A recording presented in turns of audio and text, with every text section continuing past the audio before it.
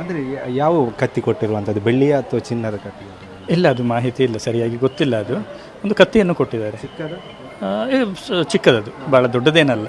ಅಂದರೆ ತಮಿಳುನಾಡಿನ ರಾಜಕೀಯ ನಾಯಕರುಗಳು ಈ ರೀತಿಯ ಖಡ್ಗ ಕೊಡುವಂಥದ್ದು, ಕತ್ತಿ ಕೊಡುವಂಥದ್ದು ಒಂದು ಈ ರೀತಿಯಾಗಿ ಒಂದು ಮಾಡ್ಕೊಂಡು ಬಂದಿರುವಂಥದ್ದು. ಹಿಂದೆ MGR ಅವರು ಕೊಟ್ಟಿದ್ದರು, ಇವರು ಕೂಡ ಅದನ್ನೇ. ಹೌದು, MGR ಅವರು, MG ರಾಮಚಂದ್ರ ಅವರು ಕೂಡ ಕತ್ತಿಯನ್ನು ಕೊಟ್ಟಿದ್ದಾರೆ.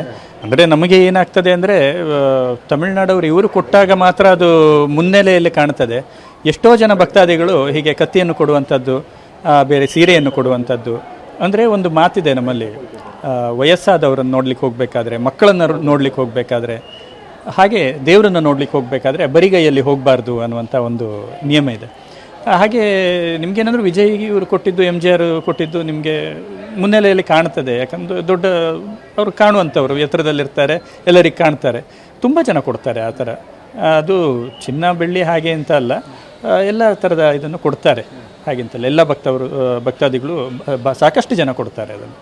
ಕತ್ತಿ ಕೊಟ್ಟದ್ದ ಖಡ್ಗ ಕೊಡ್ತೀವಿ? ಅದೊಂದು ಖಡ್ಗ, ಚಿಕ್ಕ ಖಡ್ಗವನ್ನು ಕೊಟ್ಟಿದ್ದಾರೆ.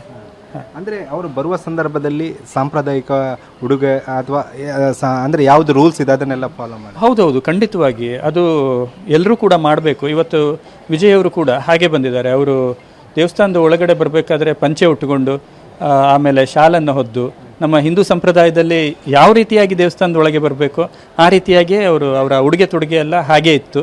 ಹಾಗೂ ಭಾಳ ಭಕ್ತಿಯಿಂದ ಇರುವಂಥ ಮನುಷ್ಯ ಅಂತ ಕಾಣ್ತದೆ. ಭಾಳ ಭಕ್ತಿ ಇದೆ ಅವರಿಗೆ ದೇವರಲ್ಲಿ. ಬಂದು ಎಲ್ಲ ಪ್ರಾರ್ಥನೆಯನ್ನೆಲ್ಲ ಮಾಡಿಕೊಂಡು ಹೋಗಿದ್ದಾರೆ. ಯಾವೆಲ್ಲ ದೇವರ ದರ್ಶನವನ್ನು ಪಡೆದುಕೊಂಡೆ? ಪ್ರಮುಖವಾಗಿ ದೇವಿಯ ದರ್ಶನ, ಅದರ ಸುತ್ತಲೇ ಇರುವಂಥ ದೇವಿ? ಹೌದು, ಪರಿವಾರ ದೇವರುಗಳು. ಅಂದರೆ ನಿಮಗೆ ಮೊದಲಿಗೆ ಗಣಪತಿ ದರ್ಶನ ಮಾಡಿದ್ದಾರೆ, ಆಮೇಲೆ ದೇವಿಯ ದರ್ಶನವನ್ನು ಮಾಡಿದ್ದಾರೆ, ಆಮೇಲೆ ಗುರುಗಳ ದರ್ಶನ, ಶಂಕರಾಚಾರ್ಯ ಪೀಠ ಅಂತ ಇದೆ ಒಳಗೆ, ಶಂಕರಾಚಾರ್ಯರ ದರ್ಶನವನ್ನು ಮಾಡಿ ಹೊರಗಡೆ ಬಂದು, ಹಾಗೆ ಕ್ಷೇತ್ರಪಾಲ ಮತ್ತು ವೀರಭದ್ರನ ದರ್ಶನವನ್ನು ಮಾಡಿ ದೇವಸ್ಥಾನಕ್ಕೆ ಒಂದು ಪ್ರದಕ್ಷಿಣೆಯನ್ನು ಬಂದು ಹೊರಗಡೆ ಬಂದಿದೆ. ಯಾವುದಾದ್ರೂ ಹರಕಿತ್ತ ಅಂತ ಯಾವುದಾದ್ರೂ ಮಾಹಿತಿ? ಇಲ್ಲ, ಹಾಗೇನಿಲ್ಲ, ಇರಲಿಕ್ಕಿಲ್ಲ ಹೆಚ್ಚಾಗಿ. ಯಾಕಂದರೆ ನಿಮಗೆ ಸಾಧಾರಣ ಈ ತಮಿಳುನಾಡಿನ ಮುಖ್ಯಮಂತ್ರಿಗಳು ಬರುವಂಥದ್ದು ಇದು ಸರ್ವೇ ಸಾಮಾನ್ಯ ಇಲ್ಲಿ ಇವರಂದರೆ ಇವರ ಗೆಲುವು ಒಂದು ದೊಡ್ಡ ಮಟ್ಟದ ಗೆಲುವು. ಅದು ಒಂದೇ ಸಲಕ್ಕೆ ಗೆಲುವು ಕಂಡವರು, ಮತ್ತು ದೊಡ್ಡ ಚಿತ್ರನಟ ಕೂಡ, ಪ್ರಖ್ಯಾತಿಯಲ್ಲಿದ್ದಂಥ ಚಿತ್ರನಟ ಕೂಡ.